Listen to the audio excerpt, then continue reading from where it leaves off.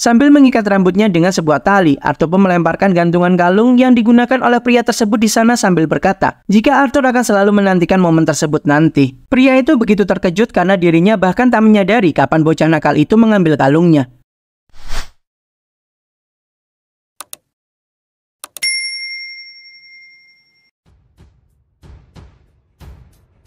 Nampak Pangeran Curtis berkata pada pengawal pribadinya saat berada di dalam keretanya, jika sebenarnya dia tak ingin ikut bersama ayah dan juga ibunya ke alun-alun kota untuk pidato yang akan segera dilaksanakan hari ini.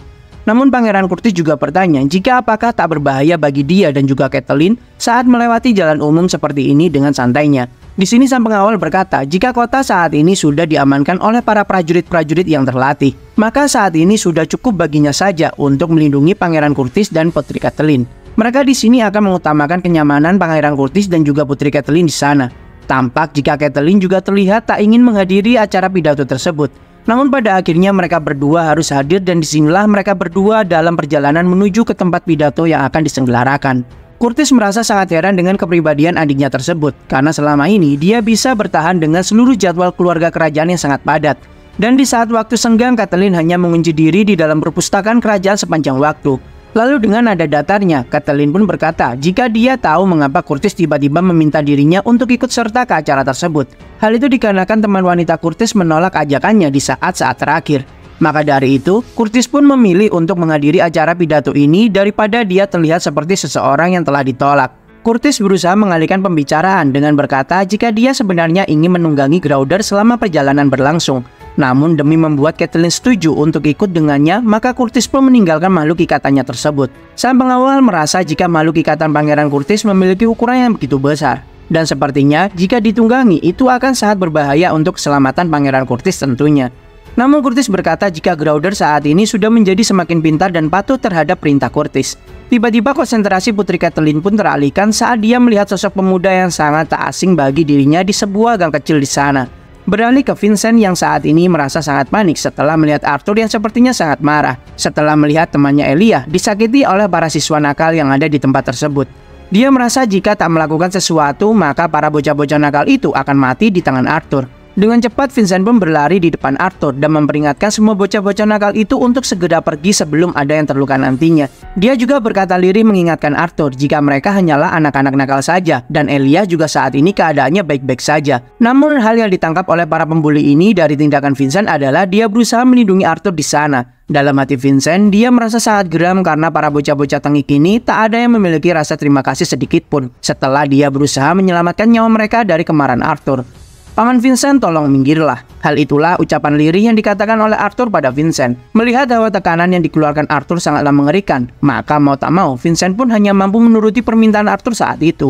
Salah satu begundal di sana merasa jika dia perlu memberikan pelajaran pada bocah kurang ajar seperti Arthur. Dengan tongkat besi yang dia genggam, begundal itu pun menyerang Arthur tanpa pikir panjang lagi. Majulah dia sambil mengayunkan tongkat besi itu ke arah Arthur.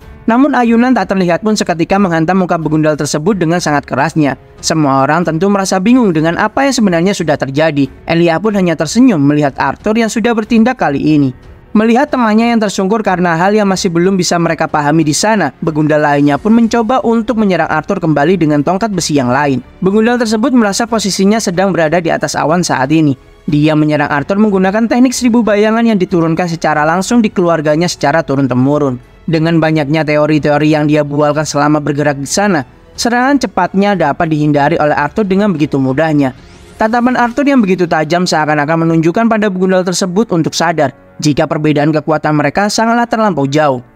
Menggunakan tongkat kayu yang digenggamnya, Arthur pun memukul punggung belakang dari bocah tersebut. Karena tak melapisi kayu tersebut dengan mana, seketika kayu itu pun hancur setelah diayunkan dengan sangat keras oleh Arthur di sana. Maka mau tak mau Arthur saat ini harus menyelesaikan dengan tangan kosong.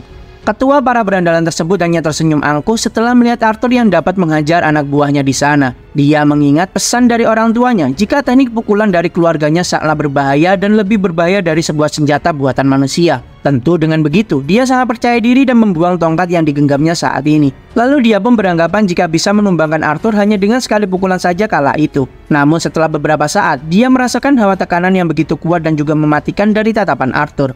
Dengan semakin mendekat ke arahnya, di sini Arthur membuat dia menjadi sangat ketakutan dan panik. Dia heran bagaimana seorang bocah seperti Arthur dapat memiliki hawa tekanan yang sangat luar biasa yang bahkan tak pernah dirasakan dari ayahnya.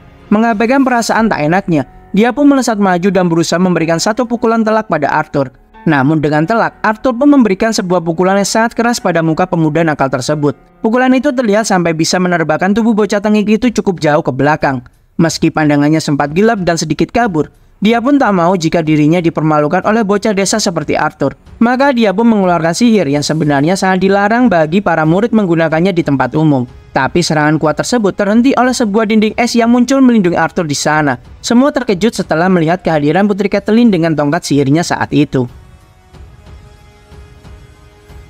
Dia hanyalah seorang bocah laki-laki asing. Bocah lelaki itu sama seperti saudaranya yang selalu bersikap kekanak-kanakan dengan seluruh teman-temannya. Hal itulah yang terpikirkan dalam otaknya ketika dirinya bertemu dalam waktu yang sangat singkat dengan bocah lelaki tersebut. Namun anehnya adalah pandangannya selalu kembali tertuju kepadanya. Mungkin di saat itulah dia akhirnya memahami jika bocah lelaki tersebut tak sama dengan bocah-bocah dewasa lainnya yang pernah dia kenal dan tak dia sukai sebelumnya. Dia sangat yakin jika bocah lelaki tersebut sangatlah berbeda. Nampak Putri Catelyn dan juga Pangeran Curtis tiba di tempat tersebut dengan ditemani pengawal pribadi mereka. Melihat Putri Catelyn dan juga Pangeran Curtis tiba-tiba berada di tempat itu, tentu hal itu membuat para berandalan yang sudah dihajar oleh Arthur menjadi ketakutan dan juga panik. Mereka panik dan sangat ketakutan jika kelakuan mereka akan terbongkar setelah ini. Dengan kompak semua berandalan itu memberikan hormat pada sang putri dan juga Pangeran Curtis di sana. Si ketua berandalan itu mengatakan jika mereka semua sebelumnya hanya mengobrol. Lalu tiba-tiba saja ada seorang bocah desa yang sangat barbar menyerang mereka semua dengan sangat brutal tanpa alasan. Elia yang mendengarkan hal tersebut tentu merasa sangat geram, karena sedari awal memang para berandalan itulah yang mencari masalah terlebih dahulu. Dengan playing victimnya, sang pemimpin kelompok begundal tersebut mengatakan jika mereka telah dianiaya dengan sangat brutalnya. Putri Catelyn yang sangat cerdas tentu tak hanya berdiam diri saja.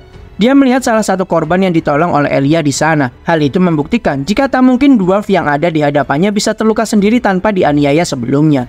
Berbeda dengan Pangeran Curtis yang tak secerdas adiknya. Dia dengan ketusnya bertanya pada Arthur jika apakah memang benar dirinya sudah menghajar para murid-murid dari Akademi Sirius tersebut. Hal itu sempat membuat Putri Catelyn merasa sangat kesal dengan saudara bodohnya itu. Namun dengan santainya, Arthur berkata jika hal tersebut adalah lelucon yang sangat luar biasa. Semua orang yang menyaksikan hal tersebut tentu merasa sangat terkejut. Dan tentu dengan beraninya Arthur berbicara lancang seperti itu terhadap pangeran dan putri kerajaan Sapin ini, pasti Arthur akan mendapatkan hukuman atas tindakan tak hormatnya tersebut. Lalu mereka juga akan dibebaskan dari seluruh kesalahan pikir sang ketua berandalan tersebut di sana. Sang pengawal dengan cepat mencengkeram pundak Arthur dan membentaknya karena di sini Arthur dirasa kurang ajar terhadap putri dan pangeran kerajaan. Dengan cepat dan sangat dingin, Arthur mencengkeram tangan dari sang pengawal pribadi pangeran dan putri Catelyn saat itu. Mata Arthur menatap tajam dan sangat menusuk ke arah sang pengawal. Lalu Arthur pun meminta maaf atas nada bicaranya yang cenderung terdengar kasar di saat dirinya mendengar omong kosong seperti ini. Sang pengawal tersebut sangat terkejut karena bagaimana bisa seorang bocah bisa memiliki tatapan mengerikan seperti itu, dan tekanan yang diberikannya tak selayaknya bocah seumuran dengannya. Dia sadar jika bocah di depannya sangatlah kuat. Dengan cepat Vincent menyela perdebatan itu dan meminta maaf atas tindakan saudaranya Arthur. Dan dia selaku paman dari Arthur meminta maaf atas segala tindakan Arthur dan berusaha menjelaskan maksud Arthur yang sebenarnya. Jika di sini Arthur ingin menyampaikan bahwa semua perkataan bocah-bocah itu adalah sebuah kebohongan semata. Curtis baru sadar jika yang berbicara saat ini adalah paman Vincent Helstia yang tentu dia kenal. Curtis menanyakan mengapa paman Vincent berada di tempat tersebut saat ini. Vincent menjelaskan jika dalam perjalanan mereka ke alun-alun kota sebelumnya, mereka melihat ada seorang murid yang dibully oleh murid lainnya di sebuah gang kecil. Tentu melihat hal itu, saudaranya Arthur dan juga temannya Elia berusaha menolong murid yang malang tersebut. Curtis merasa sangat geram dengan para murid-murid nakal tersebut karena sudah berani berbohong kepadanya. Dengan tegas Curtis bertanya tentang siapa nama lengkap ketua dari begundal tersebut. Lalu akhirnya diketahui jika nama dari sebegundal tersebut adalah Jamil. Dia adalah anak sulung dari keluarga Trident yang cukup berpengaruh di kota tersebut. Curtis dalam hati sadar jika ini akan menjadi sulit dan juga lebih rumit. Karena Jamil merupakan salah satu anggota keluarga bangsawan yang cukup berpengaruh dan tak bisa bagi dirinya memberikan hukuman dengan seenaknya. Ditambah lagi dia tak menemukan kesalahan dari Jamil di sana tentang dirinya yang menggunakan sihir mematikan. Apalagi keluarga Trident adalah salah satu penyokong utama bagi keluarga kerajaan dan juga akademi di kota Sirius ini. Tentu di sini Curtis tak tahu apa yang akan terjadi dan tak tahu reaksi apa yang akan keluarga Trident berikan jika mengetahui sang pewaris mereka mendapatkan masalah dan juga hukuman di sini. Dalam hati Jamil dia sangat percaya diri karena dia dari keluarga bangsawan yang pasti kebal dengan hukum. Tapi tiba-tiba, Catelyn pun berkata jika Jamil telah menggunakan mantra sihir di muka umum. Belum selesai dia berbicara, Curtis pun memotong setelah berpikir cukup keras. Dia akhirnya berusaha mendamaikan semua pihak atas insiden tersebut. Jamil dalam hati merasa menang, karena dia saat ini seperti biasa terbebas dari segala hukuman yang akan menimpanya. Tiba-tiba terdengar Arthur bertanya pada Paman Vincent jika apakah pamannya tersebut memiliki gulungan komunikasi dua arah. Vincent memang memilikinya dan memberikannya pada Arthur, namun dia tak tahu apa yang akan dilakukan Arthur setelah itu.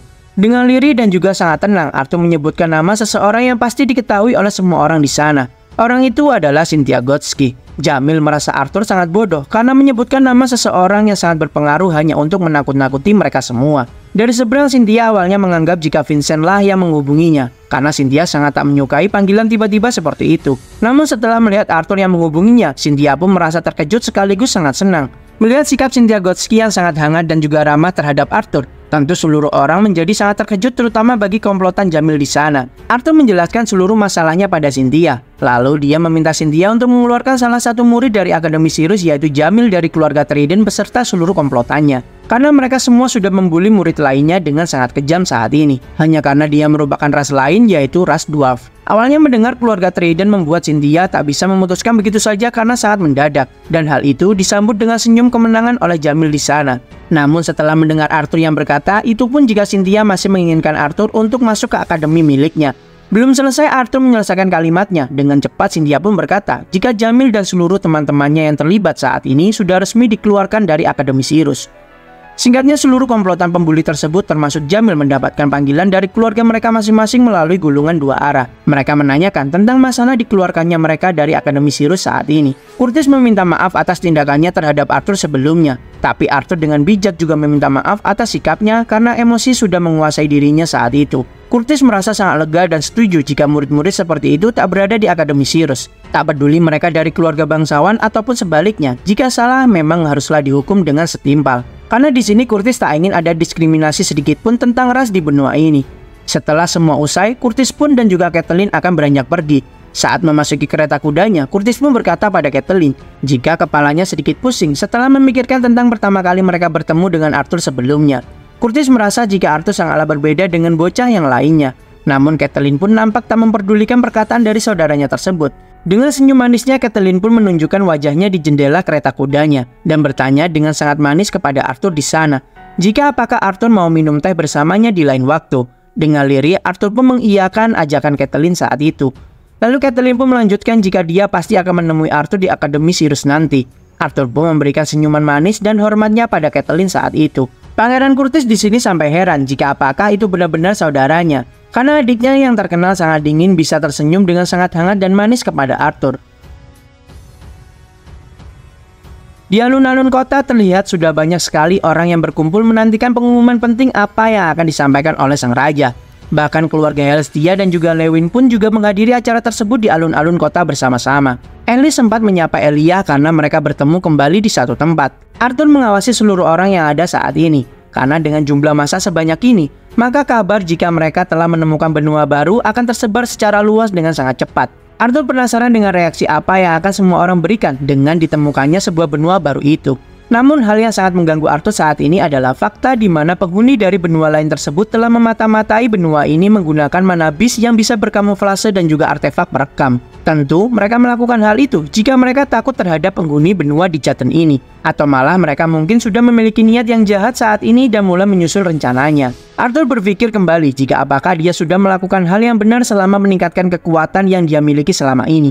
Dan mungkin keputusan Arthur memberikan rancangan kapal sebelumnya adalah satu-satunya pilihan yang tepat untuk mereka. Supaya mereka bisa bersiap dan jika memang penduduk dari benua baru tersebut adalah musuh, mereka bisa memberikan serangan terlebih dahulu. Tentu Alice yang melihat anaknya seperti memikirkan sesuatu pun memiliki feeling yang sangat kuat. Jika saat ini pasti ada sesuatu hal yang sedang mengganggu pikiran Arthur. Seperti biasa dengan senyum tipisnya Arthur menenangkan ibunya dan menyampaikan jika dia baik-baik saja saat ini. Alice pun berkata jika dia akan tetap berpura-pura berpikir bahwa Arthur berpikir seperti anak umur 12 tahun normal lainnya. Karena memang itulah yang selalu ibunya biasa lakukan setiap saat. Alice membelai kepala Arthur dan berkata jika dia hanya ingin anaknya tahu meskipun dirinya selalu mengkhawatirkan Arthur, namun dia tak akan pernah ingin menghentikan segala hal yang akan dilakukan oleh anaknya tersebut. Dengan berusaha menghentikan tangannya yang mulai bergetar karena Arthur merasa sangat bersalah pada ibunya, Dalam hatinya, dia berharap jika dia ingin sekali bisa berjanji pada ibunya untuk tak perlu mencemaskan Arthur lagi. Tapi tentu saat ini Arthur tak bisa membohonginya dengan janji palsu seperti itu. Maka Arthur pun hanya tersenyum dengan manis dan mengucapkan terima kasih pada ibunya. Para penyelenggara sudah memulai melakukan proses berjalannya pidato agar berjalan dengan sangat lancar. Bola sihir diterbangkan dan menampilkan sebuah proyektor yang sangat besar di hadapan para massa yang datang ke alun-alun kota. Nampak di layar tersebut ketiga raja, elf, dwarf, dan juga manusia berada di satu tempat. Mereka memberikan salam pada semua penduduk di benua The Chatton ini. Raja Glader sebagai perwakilan dari seluruh raja yang hadir berkata, jika mungkin kebanyakan semua orang di sana mengenalnya sebagai Raja Sapin sebelumnya. Namun kali ini dia tak berbicara sebagai raja manusia saja, melainkan dia berbicara sebagai perwakilan benua yang mereka tempati saat ini, yaitu benua The Chatton ini. Dia berdiri dengan 3 raja beserta 3 ratu yang memimpin 3 kerajaan di benua ini. Dia mengumpulkan semua penduduk saat ini karena ingin memberitahukan sebuah hal yang sangat bersejarah. Raja Glader pun juga mungkin di antara mereka semua memiliki kebencian terhadap satu sama lain, terutama antara manusia dan elf. Dan untuk dwarf sendiri mungkin hanya dianggap sebagai rekan kerja saja. Namun di sini Raja Glader tak mengharapkan hal tersebut terus berlanjut, karena mereka pemimpin dari ketiga kerajaan sudah berbicara dan bertemu berkali-kali, berdiskusi selama bertahun-tahun dan berusaha untuk menyatukan seluruh ras yang ada. 2 tahun yang lalu mereka sudah menyetujui anggota dari 3 ras untuk menjadi seorang petualang. Hal itu tentu membuat para pemimpin seperti mereka sangat senang setelah melihat 3 ras bisa bekerja sama dalam satu tujuan yang sama. Lalu tahun kemarin untuk menandai tonggak bersejarah lainnya, Akademi Sirius juga sudah bisa menerima murid dari kerajaan Elinoir dan juga Dark. Hal itu diharapkan bisa membuat penyihir-penyihir muda untuk bisa saling berteman dan membuat kenangan tanpa penghalang. Mereka mengerti jika tak akan mudah menyatukan 3 ras setelah mereka bermusuhan selama bertahun-tahun. Namun mereka ingin agar semua orang merelakan masa lalu dan menghilangkan segala hal yang bersangkutan dengan diskriminasi, dan mungkin saja itu terjadi. Jika itu bukan untuk dirimu sendiri, maka itu adalah untuk anak-anak dan masa depan dari benua ini. Pidato yang sangat memukau pun disampaikan oleh Raja Glader, lalu dilanjutkan oleh Raja Alduin dari kerajaan Elf. Alduin berkata jika memang mereka memiliki visi yang sangat jelas mengenai masa depan benua mereka ini. Dia menyampaikan jika masih banyak hal yang belum diketahui oleh mereka semua tentang benua mereka tersebut. Di tanah air mereka ini, yaitu benua The Chatton, banyak sekali tempat berbahaya yang tak pernah ada seorang pun yang berani menjelajahinya. Tapi bagaimana jika Alduin mengatakan pada seluruh penduduk yang menyaksikan hal ini sekarang, bahwa ada yang lebih misterius dan lebih berbahaya di luar sana daripada yang dikatakan sebelumnya. Hari ini mereka secara formal mengumumkan bahwa mereka telah menemukan bukti tentang benua lain. Suasana menjadi tak tenang lagi, semua orang saling bergunjing membicarakan hal ini. Arthur juga sadar jika berita seperti ini tak akan dengan baik bisa diterima oleh semua orang. Alduin pun menenangkan seluruh orang dan berkata jika tentu mereka memiliki banyak pertanyaan yang sama. Namun pada intinya, saat ini terdapat sebuah benua yang penuh dengan misteri, petualangan, dan kemungkinan yang sangat berbahaya. Dan ada sebuah bukti jika mereka juga sedang mencoba mengawasi benua The Chatton ini. Tiba-tiba raja dari kerajaan Dark menghentikan Alduin. Dia berkata jika mulai saat ini mereka memutuskan untuk tak bertarung satu sama lain. Penampilan mereka mungkin sangatlah berbeda, dan juga kebudayaan mereka pun tak sama.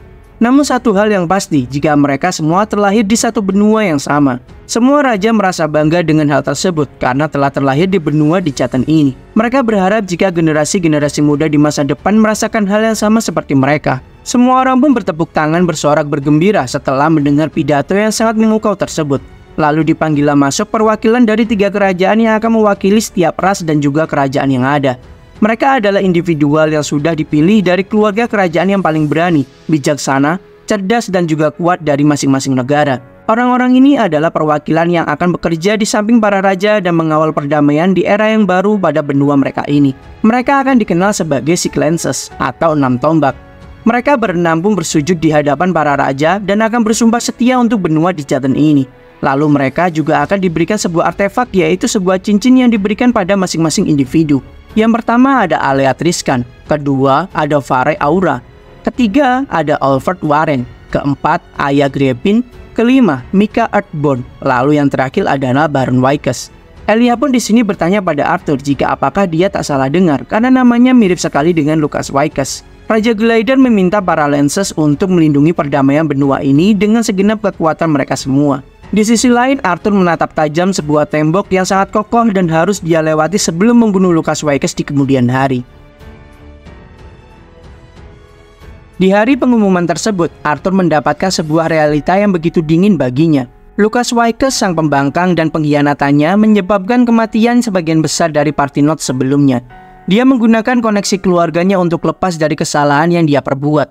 Dan Arthur sudah diperingatkan jika ingin membalas dendam pada Lucas, maka hal itu adalah tindakan bunuh diri baginya karena saudara Lucas saat ini bukanlah hanya seorang penyihir yang kuat saja, melainkan dia juga adalah seorang Lances yang menjaga perdamaian seluruh benua. Singkatnya, tibalah waktu di mana ulang tahun Ellie telah tiba. Arthur sudah bersiap dengan pakaian yang sangat rapi dan begitu sopan. Meski tak cocok dengan seleranya, namun di sini Arthur harus melakukan ini demi kebahagiaan sang adik tercintanya. Sebelum turun, Arthur meminta pada Sylvie untuk berdiam di kamar karena Paman Vincent berkata jika akan ada beberapa tamu yang sengaja datang hanya untuk mengawasi Arthur saja. Maka Arthur tak ingin Sylvie dilirik oleh siapapun dan dia berjanji akan kembali dan membawakan makanan yang sangat banyak untuknya. Di sini Arthur menyambut semua tamu undangan yang ada dengan sangat ramah dan juga dengan sangat sopan. Tentu dengan ketampanan yang dimilikinya, tak sedikit wanita yang langsung jatuh hati terhadapnya. Bahkan orang tua mereka pun menyarankan anaknya untuk mengajak Arthur berdansa dan berkenalan. Di sisi lain, nampak Elijah yang mencoba kebolehannya untuk merayu seorang wanita. Dengan sikap elegan dan juga coolnya, dia berusaha memikat wanita cantik yang hadir di pesta tersebut. Namun tentu dengan sifat bawaan Elijah yang sangat kikuk membuatnya selalu melakukan kesalahan kecil dan membuatnya harus malu pada wanita yang dia rayu. Arthur pun tak bisa berbuat apa-apa tentang kemalangan Elijah tersebut. Lalu, Ray pun terlihat meminta perhatian dari semua orang. Karena Ellie pun sudah tiba di ruangan pesta diadakan. Dengan mata tertutup, dia berhati-hati menuruni tangga di sana. Saat membuka mata, terkejutlah Ellie setelah melihat kemeriahan pesta yang diadakan untuk dirinya. Pesta pun kembali berlangsung dengan sangat meriahnya. Sampai pada akhirnya, Ray yang sedikit mabuk kembali meminta perhatian dari semua orang. Karena dia bersyukur telah menjadi ayah dari Ellie saat ini. Dan untuk memeriahkan pesta, dia mengatakan jika Ellie akan berdansa dengan kakaknya Arthur. Tabitha awalnya bertanya pada Alice tentang dirinya yang tak tahu jika Ellie dan Arthur sudah berlatih dansa sebelumnya. Namun dengan wajah kesalnya, Alice akan menghajar suami bodohnya tersebut. Karena ternyata memang mereka tak pernah mengajarkan Arthur dan juga Ellie sedikit pun tentang berdansa. Tentu Ellie di sini sangat kebingungan karena dia tak tahu tentang dansa sedikit pun. Namun dengan sangat elegan, sang kakak yaitu Arthur memberikan tangannya untuk disambut oleh Ellie. Karena itu adalah suatu kehormatan bagi Arthur bisa berdansa dengan adik tercintanya tersebut. Dengan lembut, Ellie pun menyambut tangan kakaknya dan Ray pun memulai musiknya. Berdansalah Ellie dan juga Arthur dengan begitu indahnya. Bahkan di sini Ellie seperti sedang tersihir mengikuti alunan lagu dan gerakan dari kakaknya tersebut. Tabitha yang tahu jika mereka berdua tak pernah berlatih seperti kata Ellie sebelumnya menjadi sangat heran. Dan nampak tak hanya Tabitha yang heran karena Alice pun juga ikut terheran di sana. Namun dengan anggunnya mereka berdua berdansa layaknya seorang profesional yang tak melakukan kesalahan sedikit pun. Bahkan Arthur juga memperagakan sedikit sihir elemen anginnya untuk mempercantik pertunjukan indah dari adiknya. Dalam hati Arthur berpikir jika pelajaran tentang dansa di kehidupannya sebagai seorang raja menjadi berguna juga saat ini. Tiba-tiba Gideon pun menghampiri Arthur di sana dan meminta waktu untuk berbicara dengan Arthur sebentar. Lalu di kereta kuda nampak seorang pelayan yang bertanya pada nona yang dia layani jika apakah tak masalah meninggalkan pesta setelah meninggalkan hadiah begitu saja. Mengingat nonanya tersebut cukup dekat dengan Arthur Lewin sebelumnya. Namun sang nona tersebut berkata jika sudah sewajarnya jika hari ini Arthur fokus terhadap keluarganya. Selain itu, dia akan segera bertemu Arthur di akademi setelah ini. Arthur berjalan ke suatu tempat yang tenang bersama Gideon yang terus saja menggerutu seperti biasanya. Dengan sikap tenangnya, Arthur pun melemparkan sebuah candaan-candaan ringan untuk Gideon di sana.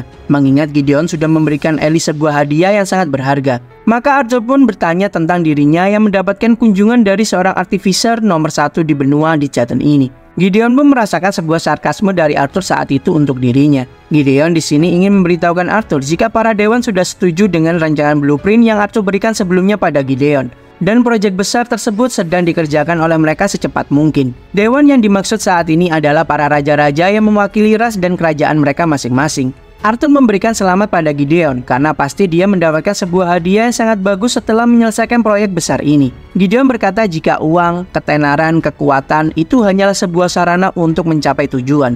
Karena yang dia inginkan adalah sesuatu yang bahkan para dewan tidak pernah miliki. Tiba-tiba, kalimat Gideon pun terpotong karena gangguan para fansnya yang menghampiri dirinya satu persatu. Di saat Gideon meladeni para fansnya, dia meminta Arthur untuk tak pergi kemanapun karena dia belum selesai dengan Arthur saat itu.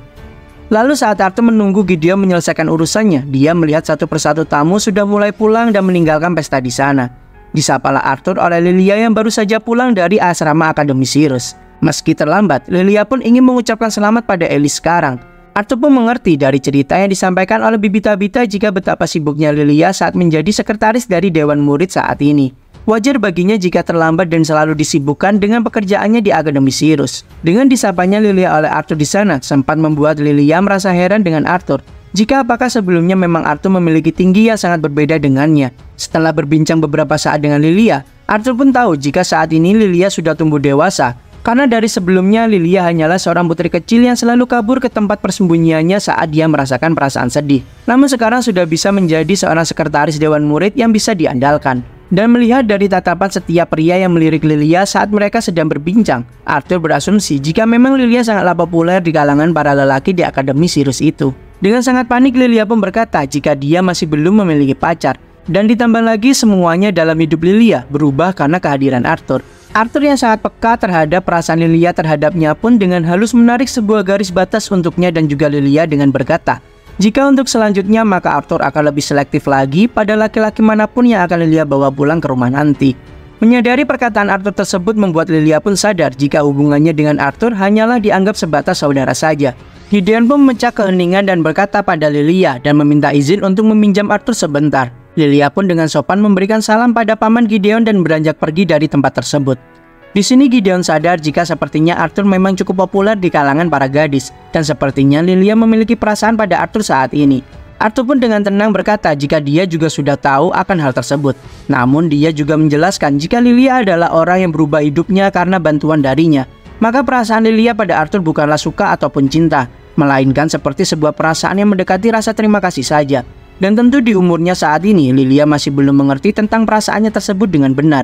Namun di masa depan, Arthur sangat yakin jika Lilia pasti bisa membedakan bahwa apa yang dia rasakan saat ini hanyalah kegilaan yang mungkin dimiliki seorang gadis terhadap seorang pahlawan. Mendengar penuturan Arthur, membuat Gideon merasa bingung sedang berbicara dengan seorang bocah ataupun pria tua. Lalu akhirnya Arthur pun menanyakan tujuan asli Gideon ke tempat ini, karena tak mungkin baginya ke tempat itu hanya untuk membahas tentang cinta. Dengan cukup kesal karena Arthur seperti tahu akan segala hal, Gideon pun berkata jika dia sudah menyampaikannya tadi.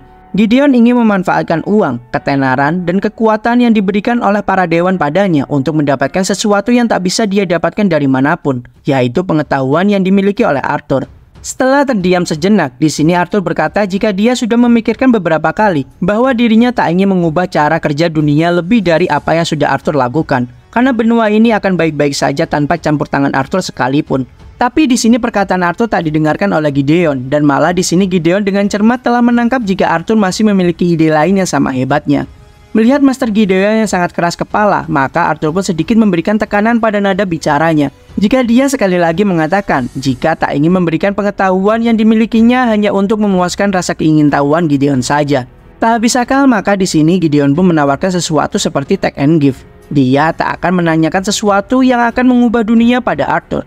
Tapi dia ingin meminjam otak Arthur dari waktu ke waktu untuk membantunya. Dengan imbalan dia akan menjadi pendukung pribadi Arthur dan akan membuatkan artefak atau barang apapun yang Arthur inginkan. Melihat itu adalah kesepakatan yang sangat bagus, tentu Arthur pun langsung setuju saat itu juga. Di kamar terlihat Ellie sedang membuka seluruh hadiah dari pesta ulang tahunnya. Arthur menyadari akan satu kado yang cukup berbeda dari yang lain dan akhirnya mereka pun membukanya. Terdapat surat di dalamnya yang mengucapkan salam dan juga ucapan manis untuk Eleanor Lewin. Hadiah tersebut adalah sebuah busur panah yang sangat indah. Vincent menyadari jika desainnya identik dengan para elf. Saat mereka penasaran dengan siapa yang telah memberikan kado itu, Arthur pun sepertinya sudah tahu dengan siapa yang telah memberikan busur panah yang sangat cantik tersebut. Ellie pun tiba-tiba meminta hadiah pada kakaknya. Lalu dengan cepat, Arthur mengeluarkan hadiahnya dari cincin dimensi miliknya. Diberikanlah kalung yang sangat indah untuk Ellie dan juga sang ibu. Dan Arthur di sini menjelaskan jika kalung tersebut bisa melindungi sang ibu dan adik ketika sedang menghadapi bahaya. Maka lengkaplah sudah momen kebahagiaan keluarga Lewin saat ini. Di tempat pembuatan kapal dari Big Project milik Master Gideon, nampak semua orang bekerja dengan serius untuk menciptakan sebuah mahakarya yang sangat luar biasa tersebut. Terlihat Arthur diajak berkeliling oleh Gideon di sana. Dia sebenarnya berkata pada Gideon untuk tak perlu sampai membawanya seperti ini ke tempat tersebut. Namun di sini Gideon pun berkata jika seharusnya Arthur merasa terhormat karena tak ada siapapun yang diizinkan masuk ke tempat tersebut selain karyawan dan juga anggota dewan. Arthur pun ternyata sudah diberitahu sampai 8 kali oleh Gideon tentang hak istimewa tersebut. Dan Arthur juga sudah berterima kasih sebanyak 8 kali juga kepada Master Gideon. Lalu di sini Gideon merasa heran mengapa Arthur berkata seperti itu, seakan-akan Arthur seperti tak menghargai dan juga bosan saat ini. Arthur pun berkata jika sulit baginya untuk menghargai hal ini di saat Master Gideon selalu mengganggu Arthur di saat dia sedang beristirahat sekalipun. Arthur menyarankan Gideon untuk berteman dengan orang yang seumuran dengannya. Berbincang ringanlah mereka berdua membahas tentang berbagai hal seperti pesta ulang tahun Arthur dan juga pesta ulang tahun adiknya yang sangat meriah. Lalu dengan malu-malu Gideon pun memberikan hadiah ulang tahun pada Arthur meskipun hal itu terbilang sudah terlambat saat ini. Melihat kotak yang tadi dibungkus dengan rapi, Arthur pun sangat curiga dengan hadiah apa yang Gideon berikan padanya. Merasa sangat kesal, Gideon pun meminta kotak tersebut kembali jika Arthur memang tak menyukainya. Namun tentu di sini Arthur hanya menggoda Pak Tua tersebut. Saat dibuka nampak Arthur mendapatkan sebuah gelang yang cukup unik. Arthur pun berterima kasih pada Master Gideon sudah membuatkan artefak tersebut untuk dirinya. Namun Master Gideon pun berkata jika bantuan itu tentu lebih kecil ketimbang bantuan Arthur tentang mesin uap yang saat ini mereka ciptakan. Tapi di sini Gideon merasa heran karena mengapa Arthur meminta sebuah artefak untuk menyembunyikan kemampuan dua atribut elemen sihir. Sambil bercanda, Master Gideon pun berkata jangan bilang jika kau sebenarnya adalah seorang penyihir kuadra elemen. Tapi candaan Gideon langsung dibenarkan oleh Arthur karena memang dirinya adalah seorang penyihir kuadra elemen. Seketika Gideon pun terkejut sampai menyemprotkan air yang diminumnya pada salah satu pekerjaannya. Lalu jika memang Arthur merupakan penyihir kuadra elemen dan ingin menyembunyikannya, mengapa Arthur menunjukkannya pada Gideon saat ini? Dengan percaya dirinya, Arthur berkata jika semakin Gideon tahu betapa spesialnya Arthur, maka akan semakin banyak barang gratis yang akan dia dapatkan. Tentu Gideon tak terkejut lagi dengan kegilaan Arthur saat ini, karena bagaimana bisa seorang bocah menyampaikan sebuah kabar yang akan menggemparkan dunia dengan begitu santainya. Gideon sebenarnya pun ingin meminta sedikit bukti pada Arthur tentang perkataannya. Dengan senang hati, Arthur pasti akan memberikannya pada Gideon jika diminta. Namun sebelum itu, Arthur sangat terkesan dengan kecepatan pengerjaan mega project ini. Dengan senyum menyeringannya, Gideon pun berkata di saat Arthur pertama kali memasuki sekolah dan bergembira di akademi tersebut, kapal yang saat ini dia ciptakan akan siap berlayar dengan gagahnya di dunia yang sangat luas. Dalam perjalanannya pulang, Arthur berpikir jika memang Gideon sangat konsisten dengan pekerjaannya, dia bisa mengerjakan kapal tersebut dengan sangat cepat. Jika saja memang benua baru tersebut berisikan para musuh, maka Arthur di sini tak boleh berlatih dengan setengah hati saja. Dengan artefak buatan Gideon, Arthur harus mencoba berusaha lebih keras lagi supaya atribut elemen angin dan juga tanahnya bisa sebanding dengan elemen api dan juga air miliknya. Tak sengaja dalam lamunannya, Arthur pun menabrak seorang pria di sana. Dengan sedikit mabuk dan ditemani beberapa wanita, pria tersebut memaki Arthur yang berjalan tanpa melihat layaknya orang buta di sana. Arthur di sini merasa heran mengapa dia sering sekali bertemu dengan orang rendahan seperti pria di depannya saat ini. Dengan melantur tak karuan, pria itu berkata jika tentu salah bagi dirinya sebagai profesor jika melepaskan bocah tak disiplin seperti bocah yang ada di depannya saat ini. Tentu hal itu terjadi karena pasti orang tuanya yang salah dalam mendidik bocah ini sampai menjadi pribadi yang sangat buruk. Maka dirinya harus segera mendisiplinkan bocah yang ada di depannya saat ini juga dan mengajarkan sedikit pelajaran hidup kepadanya. Dengan mengoceh tak karuan, profesor dari akademi Sirius tersebut berusaha mencari-cari kesalahan Arthur yang lain seperti rambut Arthur yang terlalu panjang dan lain sebagainya. Lalu dengan sedikit kasar, profesor tersebut mencekram kepala Arthur untuk berlutut dan meminta maaf kepadanya. Namun di sini Arthur tak berlutut sedikit pun dan membuat sang profesor keheranan karena bagaimana bisa seorang bocah bisa menahan tenaga dari orang dewasa seperti dirinya. Arthur pun dengan tatapan yang sangat tajam berkata jika dia akan membiarkan hal ini berlalu karena pria itu sedang mabuk. Namun dengan sedikit mengancam, Arthur pun meminta untuk pria itu menyingkirkan tangannya dari kepala Arthur. Seketika sang pria tersebut terkejut dan mundur ke belakang. Lalu dia memperingatkan Arthur karena telah berani melakukan hal yang tak sopan kepada seorang profesor dari akademi Sirius seperti dirinya. Dia mengancam jika sepertinya Arthur mengetahui sedikit tentang sihir, maka jika Arthur memang menjadi murid akademi Sirius dan bertemu dengan dirinya, maka dia menyarankan Arthur untuk segera bersembunyi secepatnya. Tentu dia pasti akan segera mengajar bocah tak disiplin seperti Arthur saat bertemu dengannya. Sambil mengikat rambutnya dengan sebuah tali, Arthur pun melemparkan gantungan kalung yang digunakan oleh pria tersebut di sana sambil berkata jika Arthur akan selalu menantikan momen tersebut nanti. Pria itu begitu terkejut karena dirinya bahkan tak menyadari kapan bocah nakal itu mengambil kalungnya. Saat tiba di rumahnya, Arthur disambut dengan hangat oleh Ellie dan juga Sylvie di sana. Namun dengan sihir elemen anginnya membuat kejutan Ellie dan Sylvie tak berhasil padanya. Arthur pun ke ruang keluarga untuk menemui sang ayah, ibu, dan juga Elia di sana. Ternyata Arthur telah mendapatkan sebuah paket dari Akademi Sirius. Kotak tersebut berisikan seragam untuk mereka berdua yang siap digunakan saat mereka memasuki akademi esok hari. Dari seorang yatim piatu, lalu menjadi seorang raja, dan akhirnya menjadi seorang bayi, kemudian menjadi seorang petualang. Nampaknya akhirnya Arthur sekarang harus menjadi seorang murid. Kehidupan Arthur menjadi seorang murid di Akademi Sihir dan bertemu dengan kawan lama, teman baru, dan juga musuh lama pun akhirnya akan segera dimulai. Dia penasaran dengan berapa banyak lagi pengalaman yang bisa diajarkan dunia kepadanya.